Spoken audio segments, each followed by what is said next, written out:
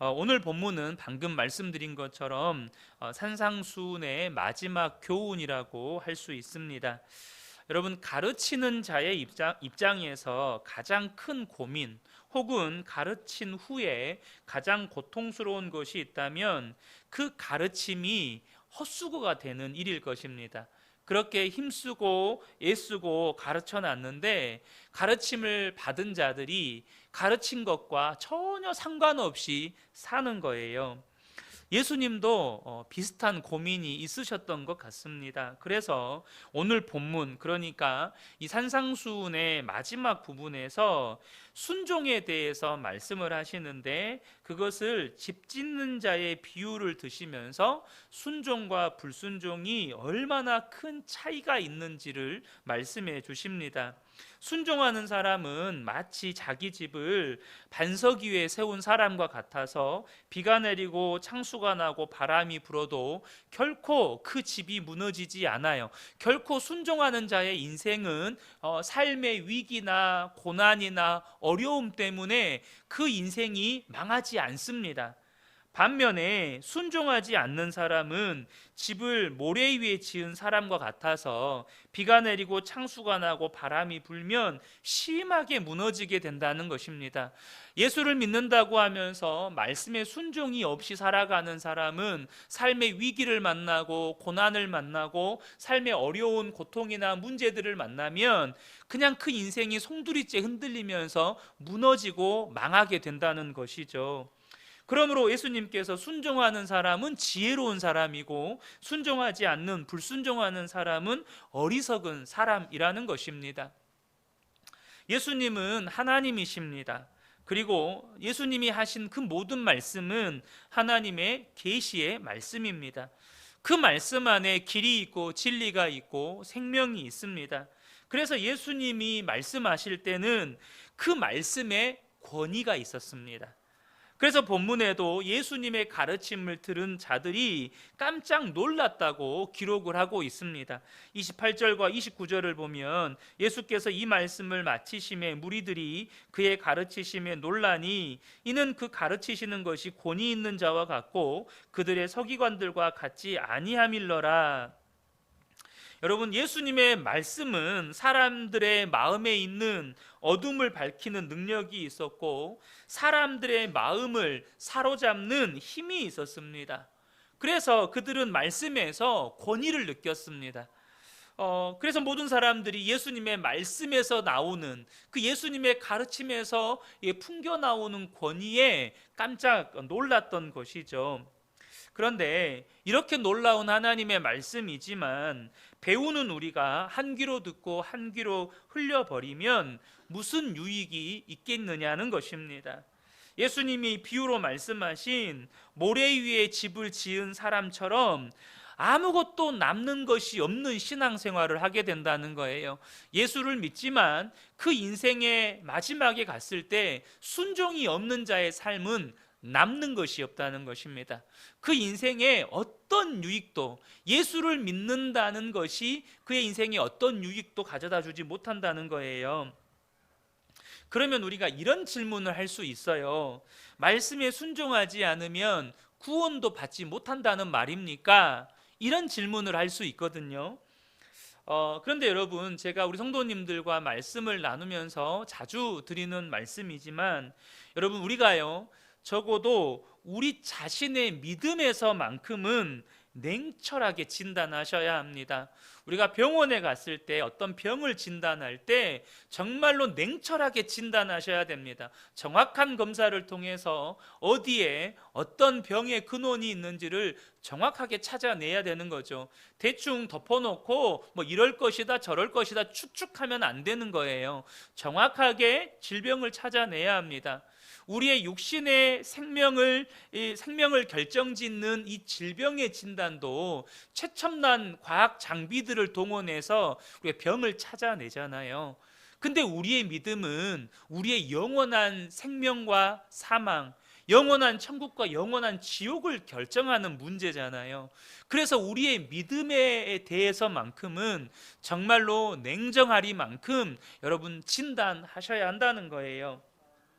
저는 이 질문, 그러니까 말씀에 순종하지 않으면 구원도 못 받는다는 말입니까? 이런 질문을 할 수 있는데, 이 질문에 대해서 질문으로 먼저 답변을 드리고 싶어요. 무슨 말이냐면, 말씀에 순종하지 않고 산다면 그 사람은 진짜 예수님을 믿는다고 말할 수 있을까요? 여러분, 말씀에 순종함이 없는 사람을 진짜 예수님을 믿는다고 말할 수 있을까요? 여러분, 그럴 수 없는 것입니다. 그러므로 말씀을 듣고도 순종하지 않고 사는 사람은 구원받지 못할 가능성이 매우 높습니다. 그런 의미에서 우리가 오늘 본문 21절의 말씀을 정말로 깊이, 마음 깊이 새기셔야 합니다. 21절에 보면 나더러 주여 주여 하는 자마다 다 천국에 들어갈 것이 아니요 다만 하늘에 계신 내 아버지의 뜻대로 행하는 자라야 들어가리라. 누가 천국에 간다고요? 주여 주여라고 믿는다고 말하는 사람이 아니라 아버지의 뜻대로 순종하는 사람이 구원받고 천국에 간다는 것입니다. 예수를 믿기는 믿는데 순종이 없다면 그 사람은 30년, 50년 신앙생활을 해도 남는 것이 아무것도 없는 신앙생활을 하게 된다는 거예요. 여러분, 그 말은 무슨 말이죠? 구원받지 못할 가능성이 많다는 뜻이기도 합니다. 신앙생활에 있어서 순종은요, 믿은 만큼 중요합니다. 하지만 많은 성도들이 이 사실을 잘 모르고 있는 것 같습니다. 그래서 누구든지 예수를 믿고 영접하면 구원을 얻는다고, 영생을 얻는다고 해놓고는 오늘 본문에는 주여 주여 하는 자마다 천국에 가는 것이 아니고 하나님의 뜻대로 행하는 자라야 천국에 간다고 하신다면 이 성경 말씀이 서로 충돌하고 모순되는 거 아닙니까? 이런 생각을 할 수 있어요. 분명히 로마서 말씀은 믿는 자는 영생을 얻는데요, 믿는 자가 구원받는데요, 오직 믿음으로 구원받는데요. 근데 예수님은 주여 주여 하는 자마다 천국 가는 게 아니라 하나님의 뜻대로 행하는 자라야 천국 간대요. 그럼 뭔가 말씀이 서로 모순적으로 우리가 보이잖아요. 이렇게 생각을 하는 이유는요, 믿음과 순종의 연관성을 모르기 때문입니다. 믿음과 순종의 연관성을 모르고 신앙생활을 하기 때문이에요. 여러분, 진짜 하나님의 말씀을 믿는다면 순종합니다. 왜냐하면 믿음과 순종은 나무와 열매의 관계이기 때문에 그랬습니다. 여러분, 나무에게 있어서 그 나무가 살아있는 나무고 좋은 나무라면 어떻습니까? 반드시 열매를 맺습니다. 오늘 본문에서 그 이야기 하시잖아요. 좋은 나무가 좋은 열매를 맺어요. 그러니까 믿음이라고 하는 나무가 있으면, 좋은 나무, 진짜 좋은 나무가 있으면 반드시 그 나무는 여러분 순종이라는 열매를 맺게 되는 것입니다. 그래서 여러분, 믿음과 순종은 뗄래야 뗄 수 없는 그런 관계입니다. 결국 그 사람의 믿음의 크기는 순종의 크기인 거예요. 물론 우리가요, 신앙생활을 누군가로부터 잘못 배웠거나 혹은 누군가로부터 잘못된 영향을 받고 신앙생활을 하는 경우에도 순종이 없는 신앙생활을 할 수가 있어요.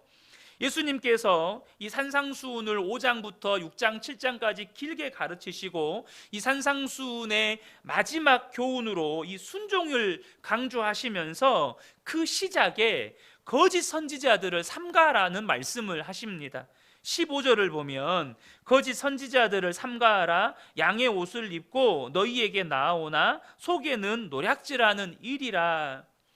지금 오늘 본문은 순종의 중요성에 대해서 가르치고 계시는데 그 시작에 거짓 선지자들을 삼가하라고 예수님께서 경고하시고 계세요. 왜 이런 경고를 하실까요?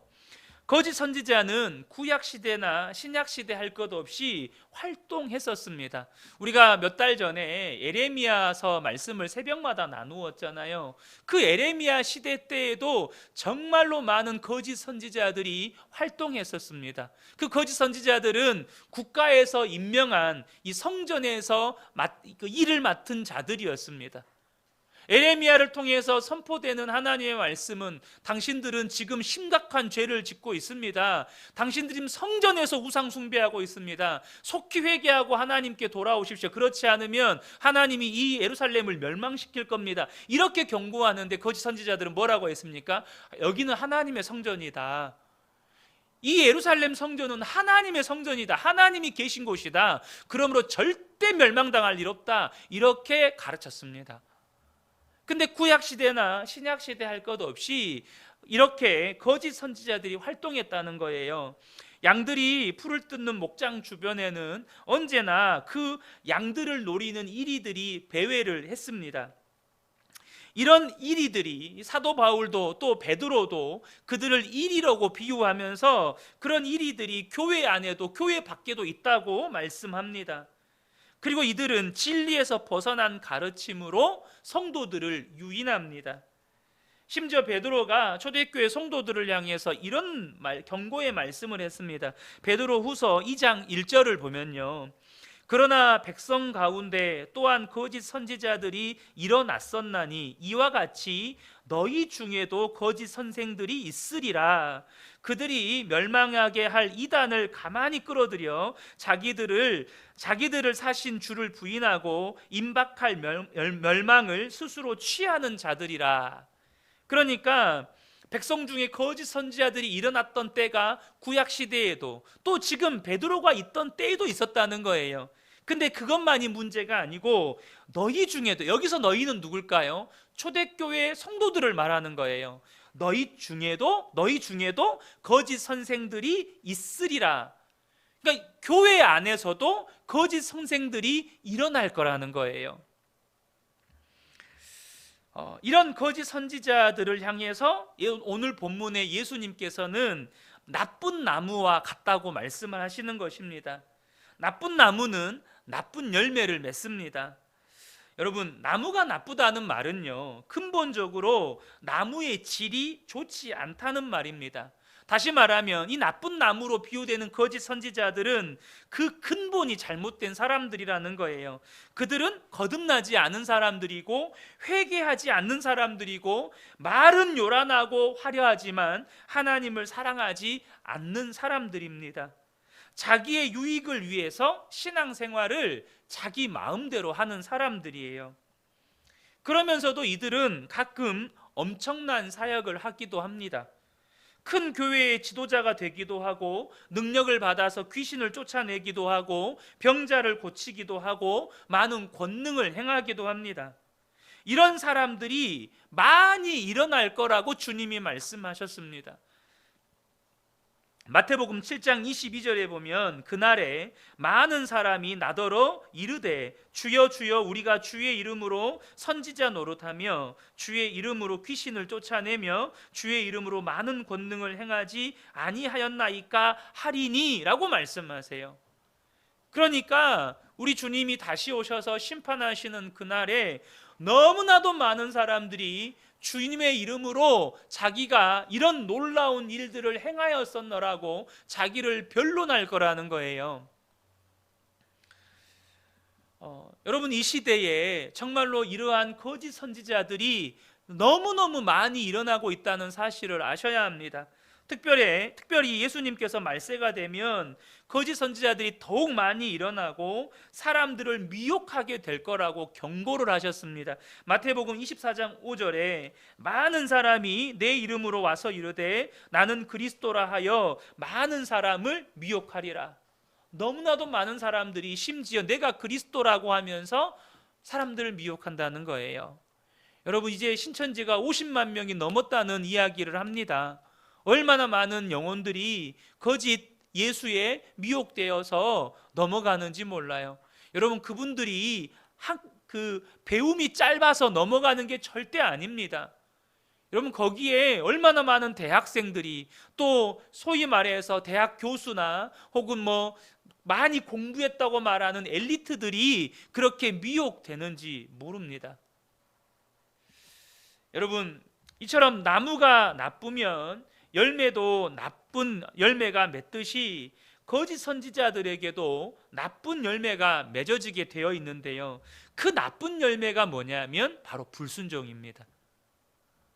말씀은 화려하고 요란하게 가르치는데 가르치는 그들이 말씀대로 안 산다는 거예요. 여러분, 믿는 우리의 입에서 어떤 때는 또 습관적으로 정말 자주 나오는 말 중에 하나가 주여라는 말입니다. 여러분, 우리 그러잖아요. 기도할 때도 주여 많이 하고, 또 그냥 감탄사로 뭐 힘들 때도 주여, 좋을 때도 주여, 우리 주여 많이 하잖아요. 근데 여러분, 이 주여라는, 우리 입술에서 고백되어진 이 주여라는 이 말이 무슨 의미입니까? 그 말은 예수님은 나의 하나님이십니다, 예수님은 나의 왕이십니다. 여러분, 그 말이잖아요. 그렇지 않습니까? 예수님은 나의 하나님이십니다, 예수님은 나의 왕이십니다. 그럼 거기에 뒤따르는 말이 있잖아요. 그게 무슨 말이죠? 그러므로 나는 오직 주님께 순종만 하며 살겠습니다. 주님이 원하시면 내 생명도 내 삶도 드리겠습니다. 여러분, 이 주여라는 그 두 글자에는 이런 의미가 함축되어 있는 것입니다. 그래서 이 주여라는 건 사실 종의 맹세입니다. 종의 맹세예요. 근데 이 거짓 선지자들이 자나깨나 주여 주여라고 했어요. 그런데 순종하지는 않았습니다. 그러니 그들의 삶이 얼마나 모순덩어리이겠어요. 이런 생활을 하는 것이 나쁜 열매를 맺는 것입니다.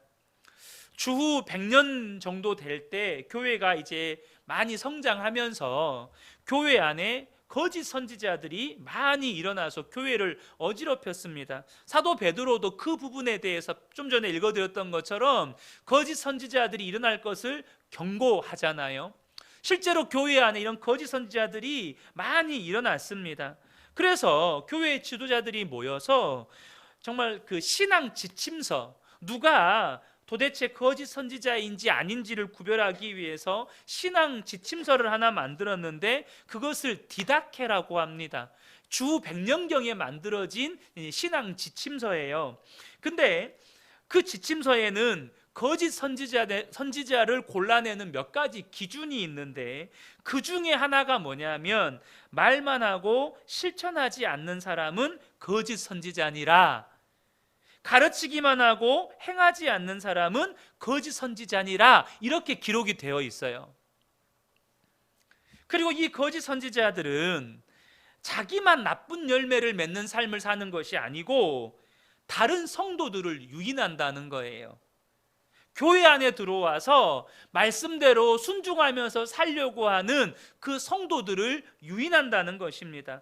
지난주에 우리가 나누었던 말씀에 비추어 보면 좁은 문으로 들어가서 좁은 길로 걸어가려고 하는 성도들을 유인해서 넓은 문으로 들어가서 넓은 길로 가도록 유인한다는 거예요.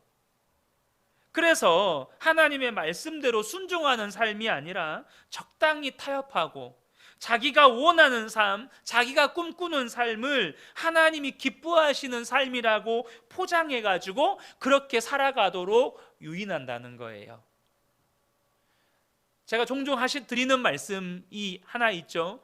한국 교회도 한때 정말로 잘못된 번영신학의 영향을 받아서 교회 안에서 예수 믿으면 복 받습니다, 예수 믿으면 하는 일마다 잘 됩니다, 그러니 예수님께 구할 때는 구체적으로 구하세요, 집도 몇 평을 달라고 구하고 차도 몇 cc를 달라고 구하고 연봉은 얼마를 달라고 구하고, 그렇게 가르쳤어요. 성도들도 거기에 아멘하고 열광했습니다. 여러분, 우리 주변에 거짓 선지자들이 있지는 않은지 돌아보셔야 합니다.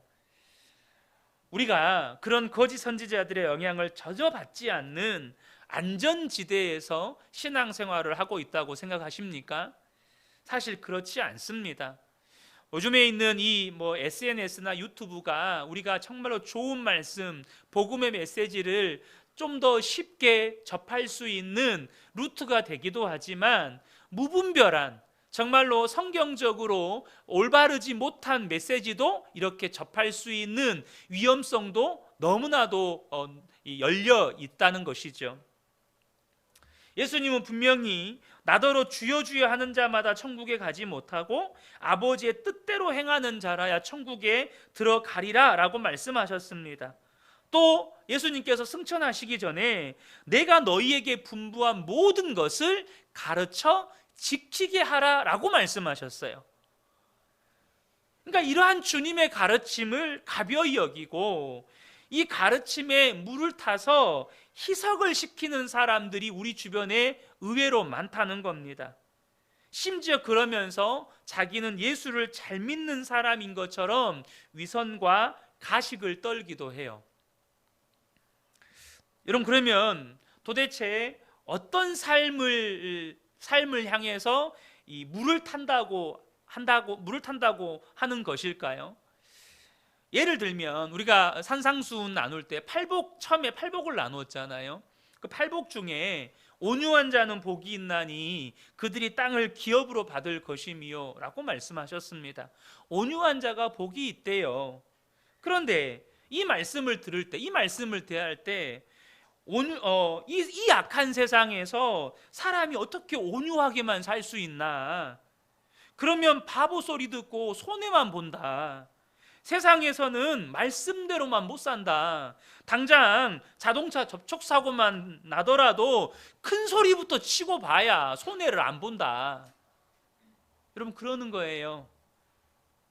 여러분, 하나님이 거짓말하지 말라고 하셨잖아요. 레위기서에 보면 거짓말하지 말라고 말씀하셨어요.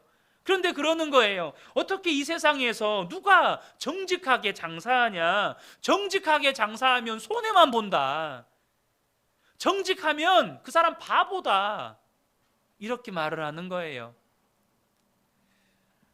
예수 믿으면 구원받는 거야. 믿기만 하면 구원받는다고 하셨어. 그리고 하나님께 온전히 순종하는 사람이 어디 있냐?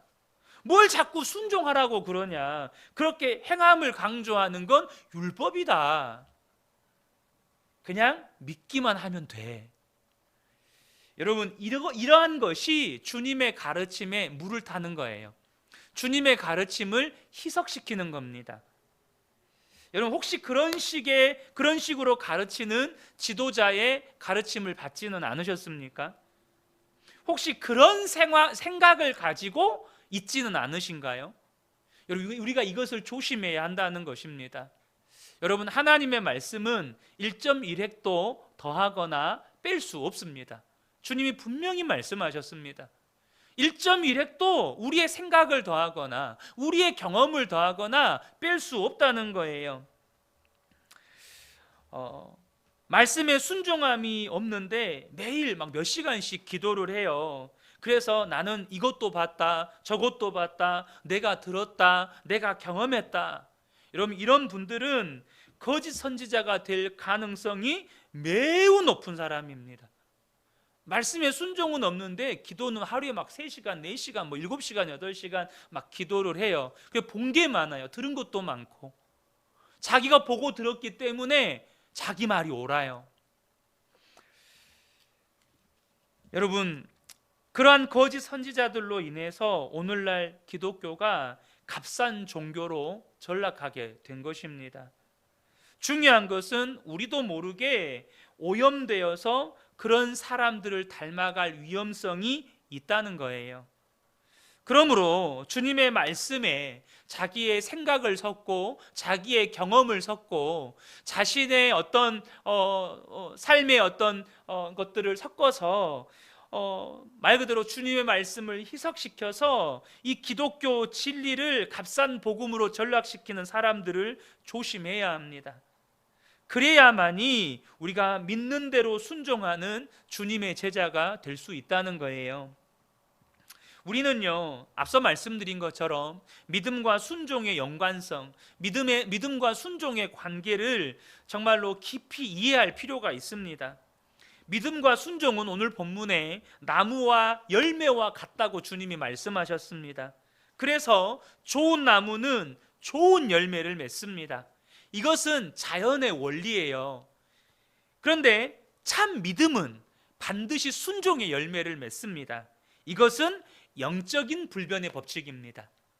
그러니까 자연의 원리는 좋은 나무가 좋은 열매를 맺는 것처럼 영적인 원리, 영적인 불변의 법칙은 참 믿음은 순종의 열매를 맺는다는 거예요. 그런데 우리가 여기서 한 가지 좀 더 살펴볼 것이, 우리가 나무를 좋은 나무인지 아닌지를 판단할 때요, 꽃을 보고 판단하지 않습니다. 꽃이 얼마나 많이 피었는가, 꽃이 얼마나 화려한가, 꽃이 얼마나 예쁜가로 그 나무가 좋은 나무인지 안 좋은 나무인지 판단하지 않아요.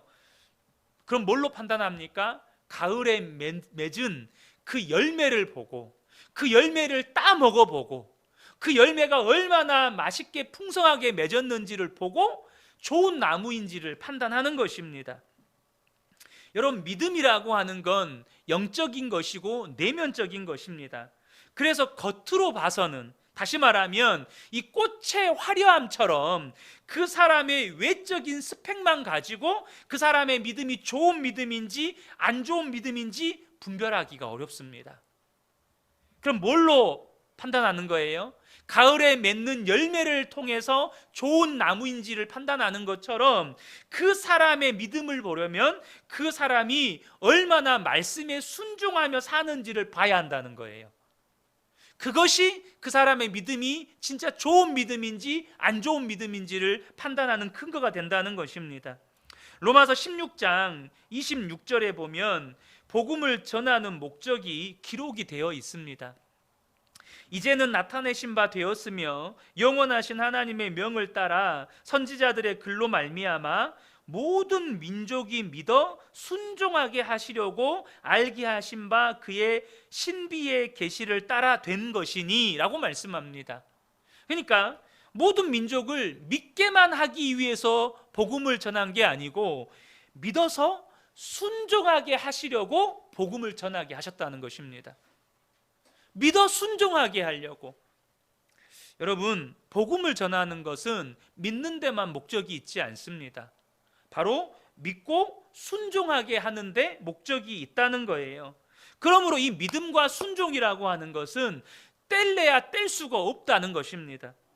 야고보서 2장 14절에 야고보가 이런 말씀을 합니다. 내 형제들아, 만일 사람이 믿음이 있노라고 하고 행함이 없으면 무슨 유익이 있으리요? 그 믿음이 능히 자기를 구원하겠느냐? 행함이 없는 믿음은 구원 못한다는 거예요. 행함이 없는 믿음은 진짜 믿음이 아니기 때문에 구원받지 못한다는 거예요. 22절에 보면 내가 보거니와 믿음이 그의 행함과 함께 일하고 행함으로 믿음이 온전하게 되었느니라. 여러분, 말씀에 순종할 때 그 믿음이 온전해져 간다는 거예요. 26절에 영혼 없는 몸이 죽은 것 같이 행함이 없는 믿음은 죽은 것이니라. 우리가 반드시 새겨야 할 말씀입니다. 믿음과 행함의 절대적인 관계를 얼마나 명료하게 말씀해 주시는지 모릅니다. 그런데 어떻게 보면 믿음으로만 구원받는 로마서 말씀과 충돌하는 것처럼 보이기도 합니다. 그러나 결코 이 로마서 말씀과 야고보서 말씀은 충돌하지 않고 상호 보완하고 서로 조화를 이룹니다. 우리가 이것을 이해하려면 이 야고보서의 이 행함을 강조할 때 그 행함이 무엇에 대한 행함인지를 이 야고보서 전체를 읽으면서 조금 이해할 필요가 있습니다.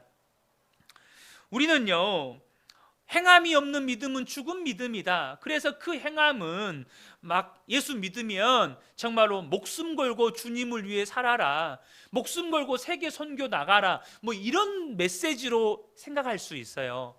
근데 야고보서에서 나오는 행함은 어떤 행함이냐면 몇 가지가 구체적인 것으로 기록이 되어 있습니다. 먼저는 야고보는요, 믿는 사람은요 입에 재갈을 물려서 말을 함부로 하지 말라고 말씀합니다. 여러분, 예수를 믿는다고 하면서 내 감정대로, 내 육신대로, 입에서 나오는 대로 말하는 사람을 과연 예수 믿는다고 말할 수 있을까요? 또 고아와 과부를 환난 중에 도우라는 거예요. 여러분, 안 믿는 사람도 환난 당한 고아와 과부를 돕는데, 예수를 믿는다고 하면서 나 몰라라 한다면 그 사람을 예수 믿는 사람이라고 말할 수 있겠습니까? 그 믿음을 누가 인정해 주겠어요? 또 야고보는 세속에 물들지 말라고 말합니다. 예수를 믿는다고 말하면서 세상 사람들과 똑같이 생각하고 똑같은 꿈을 꾸고 똑같이 향락을 즐기고 산다면 그 사람을 예수 믿는다고 할 수 있을까요? 또 사람을 외모로 보고 구별하지 말라고 말합니다. 우리 교회에는 그런 분이 안 계시지만, 예를 들면 교회에 올 때 명품으로 도배하고 오시는 분이 계세요. 그러면 그분에게는 정말로 친절을 베푸는데, 그냥 별 볼 일 없어 보이는 성도는 아는 척도 안 해요. 여러분, 그런 사람을 어떻게 예수를 믿는다고 말할 수 있겠습니까?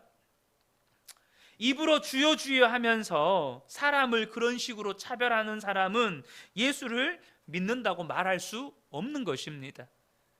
그러니까 야고보가 행함이 없는 믿음은 죽은 믿음이다 라고 말하는 이 행함은 뭐냐면, 예수 믿었으면 예수님께 목숨을 바쳐라, 너의 인생을 열방과 민족을 구원하는 세계 선교에 바쳐라, 그런 수준으로 생각하실 수 있지만 그런 류의 행함이 아니라는 거예요. 이 야고보서에 기록된 행함은 그저 우리의 일상의 삶에서 믿음으로 행하는 평범한 행함이에요.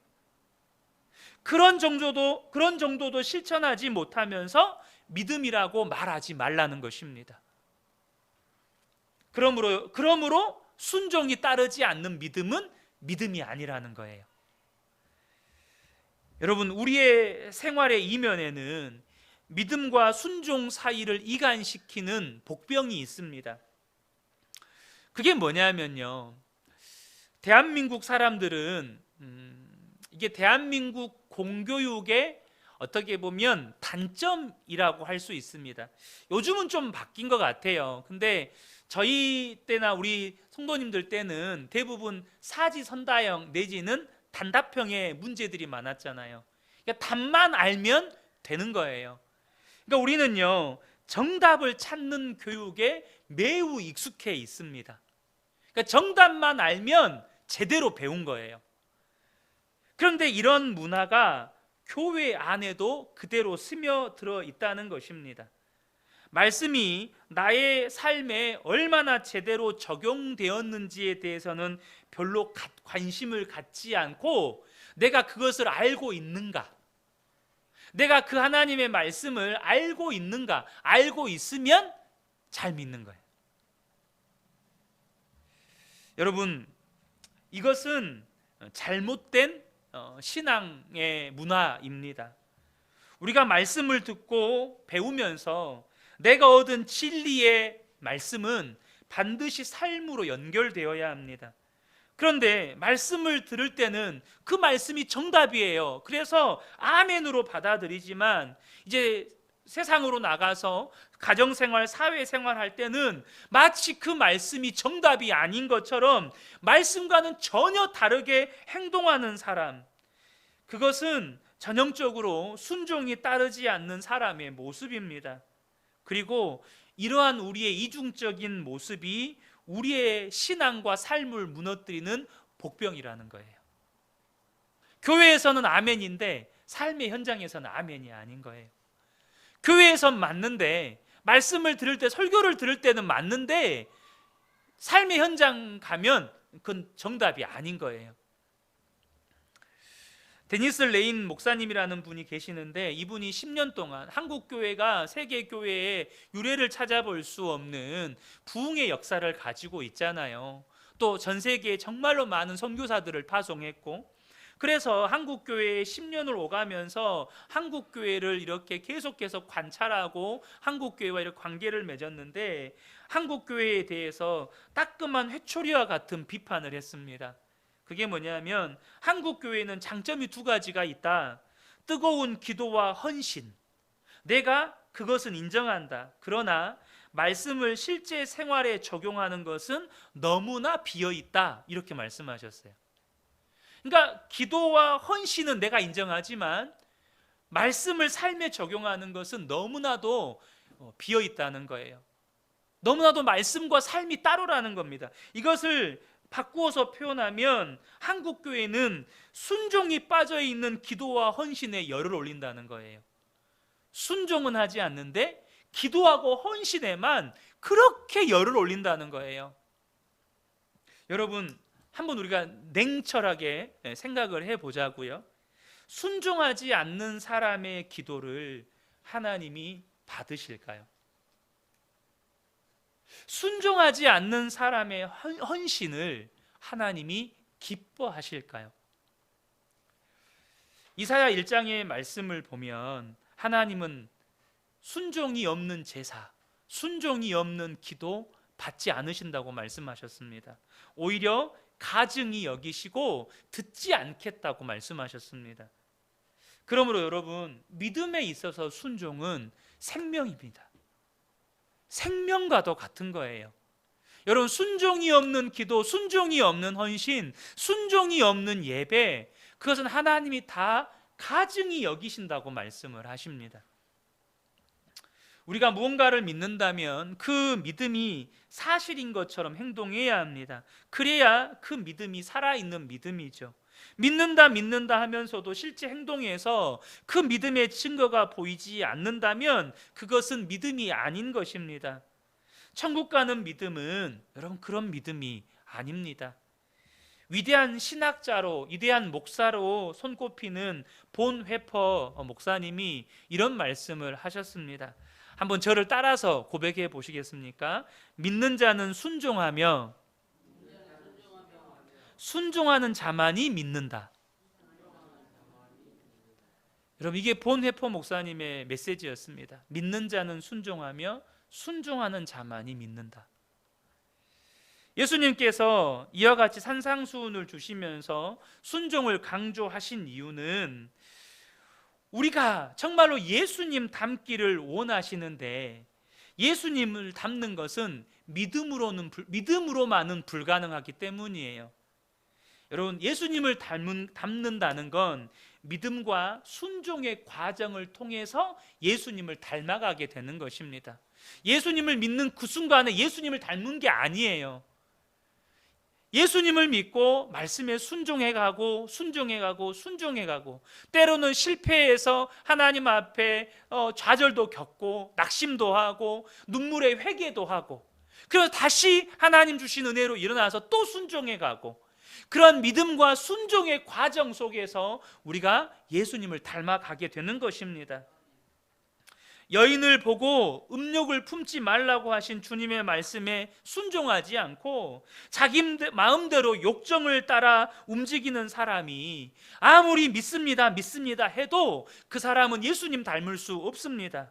절제하라고 말씀하셨는데 생활에 절제가 없는 사람은 절대 예수님을 닮을 수가 없어요.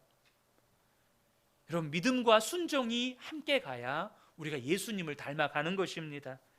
여러분, 주님을 닮는다는 건 말할 수 없는 영광과 특권입니다.